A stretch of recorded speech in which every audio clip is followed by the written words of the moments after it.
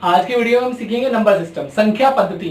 संख्या पद्धति basic concept of the mathematics. यदि आपको संख्याएं क्लियर है कौन कौन से नंबर होते हैं तो हमें आगे किसी भी कॉम्पिटिटिव एग्जाम में किसी भी क्लास में कोई दिक्कत नहीं होने की है। संख्या पद्धति, इसमें नंबर हमने सबसे पहले लिया प्राकृतिक संख्याएं, नेचुरल नंबर्स, जैसे इनके नाम से है जो प्रकृति में हमारे पास हमेशा मौजूद है। यदि हम आपसे कहें गिनती सुनाइए तो आप कहाँ सुनाएंगे? 1 2 3 4 5, इंग्लिश में 1 2 3 4 5 6 7 8 9 10 यही सुनाएंगे। कुछ काउंटिंग करने के लिए गए तो 1 2 3 4 5, तो हम जीरो तो इसमें नहीं गिनेंगे ना, 0 1 2 3 4 नहीं कहेंगे, 1 2 3 4 5 6। तो जो संख्याएं प्रकृति में मौजूद हैं वो हमारी प्राकृतिक संख्या नेचुरल नंबर होती हैं। 1 से लेके अनंत तक की 1 2 3 4 5 6 7 8 9 10 ये सब हमारी प्राकृतिक संख्याएं हैं। दूसरे नंबर पे आता है पूर्ण संख्याएं, जैसा कि इसका नाम है पूर्ण, होल, यानी कि सारी संख्याएं। इसमें और प्राकृतिक संख्या में क्या अंतर है? केवल जीरो हुआ, इसलिए जीरो मैंने ब्लू कलर से लिखा, आप देख सकते हैं कि जब हम प्राकृतिक संख्याओं में जीरो को भी काउंट कर लेते हैं तो वो हमारी पूर्ण संख्याएं बन जाती है। अब आप देखिए हम कोई नंबर लिखते हैं 9 7 3 2 8, सबसे बड़ा नंबर मान लीजिए, और ये हो गया हमारा 2 नंबर। तो इनमें कोई जो डिजिट है वो इससे बाहर तो नहीं होगी ना। यदि हम इसमें जीरो भी काउंट कर लें तो अभी कोई संख्या हमारी बाहर नहीं है, तो ये होल संख्या यानी अब इसमें सारी संख्याएं सम्मिलित हो गई हैं, इसलिए पूर्ण संख्याएं कहलाती हैं। अब आगे आती है अभाज्य संख्याएं। अभाज्य संख्या अपने नाम से ही बता रहा है, प्राइम नंबर अभाज्य, अ जमा भाज्य, यानी जो संख्या भाज्य ना हो किसी से भी। इसके केवल दो ही फैक्टर होते हैं, एक और संख्या खुद। मान लीजिए मैं एग्जांपल ले लूं 3, तो 3 1 3 3 और 3 एकम 3 दोनों इसमें आएगा। और कोई एग्जाम हम ले रहे हैं एग्जांपल 41, तो 41 एकम 41 और 1 41 41। तो वो संख्याएं जिनके केवल दो ही गुणनखंड होते हैं, एक और एक वह संख्या खुद, तो उन्हें अभाज्य संख्याएं कहते हैं। एग्जांपल में हम लिखे यदि तो 1 3 5 7, अब यह 9 नहीं आने का है, क्यों? क्योंकि 9 3 से विभाजित हो जाता है। उसके बाद 11 13 15 नहीं आएगा, 3 और 5 दोनों से विभाजित होता है, 17 19 एंड सो ऑन, यानी वही संख्याएं जो केवल अपने टेबल में आती है। आप इसे मुख्य रूप से ऐसे भी याद कर सकते हैं। अब आती है हमारी भाज्य संख्याएं। भाज्य नाम से बता रहा है जो विभाजित हो जाए, यानी जिसके दो से ज्यादा गुणनखंड हो। जैसे कि हम ले लेते 4 के कौन कौन से गुणनखंड हुए? 1 2 और 4 हो गए। इससे ज्यादा 9 के 1 3 और 9। इसमें अच्छा एक चीज रह गई है प्राइम नंबर में, इसमें 2 भी हमारा अभाज्य है क्योंकि 2 भी किसी के टेबल में है, और 2 अकेली ऐसी संख्या है जो सम भी है। बाकी जितनी अभाज्य संख्या है वो आपको विषम संख्याएं होंगी, केवल 2 एकमात्र ऐसी संख्या है जो अभाज्य भी है। और इससे प्रश्न भी बन जाता है कि सबसे छोटी अभाज्य संख्या कौन सी है या कौन सी अभाज्य संख्या सम संख्या है। तो केवल अकेली 2 एक ऐसी संख्या है। भाज्य संख्या आपको क्लियर हो गई होगी, जिसके 2 या 2 से अधिक गुणनखंड है वो हमारी भाज्य संख्याएं होंगी। सम संख्या आप लोगों को पता है, जो संख्याएं 2 से विभाजित हो जाती हैं, किसी भी संख्या को यदि हम p डिवाइडेड बाई 2 करें और p यहाँ कोई संख्या है तो रिमाइंडर हमेशा हमारा 0 आना चाहिए। यदि ऐसा है, भागफल हमेशा जो भी आएगा शेषफल हमारे पास 0 आना चाहिए, तो वो संख्या हमारी सम संख्या है। और 2 का पूरा पहाड़ा हमारा सम संख्या है, इवन नंबर है। 2 4 6 8 10 12 14 16 18 20 एंड सो ऑन। सम संख्या इवन संख्या का मैंने पहले भी पढ़ाया है आपको कि किसी भी संख्या को कैसे निकालेंगे, वो फिर दोबारा रिवाइंड कर लेंगे। ऐसे ही हमारी विषम संख्याएं हैं, और विषम जस्ट इसका उल्टा है, यानी कि यदि हम किसी संख्या को 2 से भाग देंगे तो वो पूरा विभाजित ना हो, कुछ ना कुछ शेष जरूर बच जाए। इसके एग्जाम्पल हैं 1 3 5 7 9 11 13 15 17 19 and so on.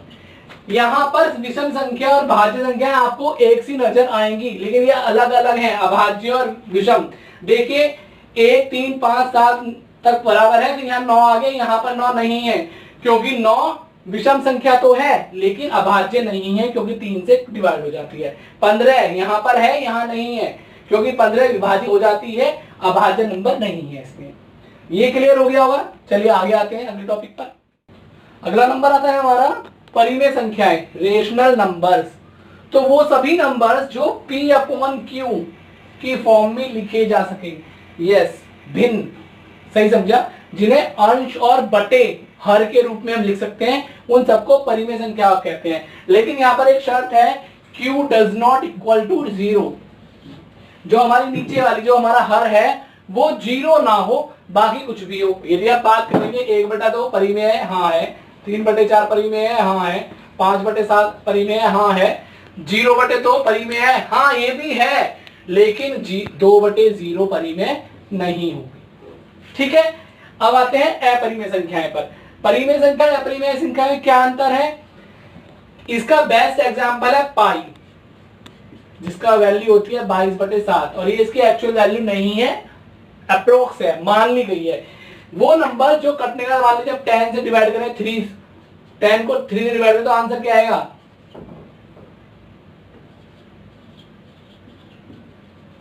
And so on.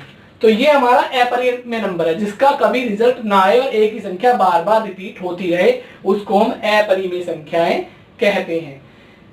Clear हो गया होगा मेरे ख्याल से आप लोगों को कि है तो ये भी भिन्न की फॉर्म में, लेकिन जिसकी प्रॉपर वैल्यू ना आए, एक ही डिजिट या कोई 2 डिजिट 3 डिजिट बार बार रिपीट होती रहे डेसिमल के बाद, तो वो उसको हम अपरिमेय संख्या कहते हैं। अब आते हैं पूर्णांक संख्याएं। पूर्णांक, पूर्ण संख्याएं पढ़ी थी हमने, ये पूर्णांक कहां से आ गया? तो पूर्णांक को समझेंगे भाई, गर्मी में यहां पर 50 डिग्री सेंटीग्रेड टेम्परेचर है, ठीक है, लेकिन हम चले जाए ध्रुवीय, दक्षिणी ध्रुव, उत्तरी ध्रुव पर चले जाए कि भाई 0 से भी बहुत नीचे इतना टेम्परेचर है, तो बहुत 0 से भी नीचे को हम कैसे लिखेंगे, उसको समझने के लिए हम लोगों ने क्या डेवलप किया? नंबर लाइन, संख्या रेखा डेवलप की। अब यहां पर हमारे मान लीजिए 0 है, ठीक है, तो जब हम इस हाथ को चलेंगे तो हम इसको हम धनात्मक मानते हैं, प्लस पॉजिटिव साइन, और इधर हमारा नेगेटिव साइन। ये हमने बना लिया है, अपनी मर्जी से बना लिया है। अब यहां +1 2 3 4 5 6 7 8 एंड सो ऑन, अनंत तक। सेम ऐसे इधर हमने माइनस बना लिया, -1 -2 -3 -4 -5 -6 एंड सो ऑन। यानी 0 से इधर जितना पॉजिटिव अनंत है, इतना ही 0 से इधर माइनस का ऋणात्मक में अनंत में है। तो इनको हम पूर्णांक संख्या कहते हैं। अब कोई संख्या इससे बाहर नहीं है, चाहे वो प्लस की हो, धनात्मक हो, चाहे वो माइनस की हो, ऋणात्मक हो, सब हमारे पूर्णांक में, इंटीजर्स में आ जाते हैं। अब आते हैं वास्तविक संख्याएं। अब ये वास्तविक संख्याएं क्या है? तो सभी रेशनल नंबर्स, सभी इरेशनल नंबर्स, इसमें सब आ जाएंगे। अब सब आ जाएंगे मतलब सभी प्राकृतिक संख्या भी, पूर्ण संख्याएं भी, हमारी सम विषम अभाज्य, सब हमारी वास्तविक संख्याएं में आएंगी। क्यों? क्योंकि जो हमारी संख्याएं हैं, नेचुरल नंबर 2/1 हम लिख सकते हैं, और जब हम इसको लिख सकते हैं तो ये क्या हो गया? परिमेय संख्या हो गया। तो हमारी वास्तविक संख्या में सभी नंबर इंक्लूडेड है। टॉपिक आप लोग क्लियर हो गया होगा, आप कहीं कंफ्यूज होने की जरूरत नहीं है। नंबर के लिए आराम से नंबर देखिए, एक बार सोचिएगा, तुरंत आपको रिकॉल हो जाएगा कि हमारे संख्या पद्धति में यह नंबर कहां जाएगा। परिमेय है, अपरिमेय है, वास्तविक है, पूर्णांक है, पूर्ण संख्या है। ठीक है, इसमें मैंने आपको बताया सबसे छोटी अभाज्य संख्या 2, याद रखिएगा इसको। और सबसे छोटी भाज्य संख्या कौन सी होगी? 1 2 3, ये इनमें से कोई सी भी नहीं है। सबसे छोटी भाज्य संख्या है 4, क्योंकि इसके कितने गुणनखंड हो जाएंगे? मिनिमम 3। और ये हमारी शर्त है भाज्य की कि 2 से अधिक गुणनखंड उसके होने चाहिए तो भाज्य है। बाकी एक हमारा ना भाज्य है ना अभाज्य काउंट होता है। और 0, जो ये 0 हमने आपको बताई थी, ना ये प्लस होती है और ना ही ये माइनस होती है, इसका कोई चिन्ह नहीं होता है। तो ये छोटी छोटी बातें हैं जो याद रखने की आपको। सबसे छोटी भाज्य संख्या 2, और सबसे छोटी भाज्य सम संख्या वो भी 2, सबसे छोटी अभाज्य और सबसे छोटी भाज्य 4, ये आपको याद रखने का। ठीक है, ओके, थैंक यू।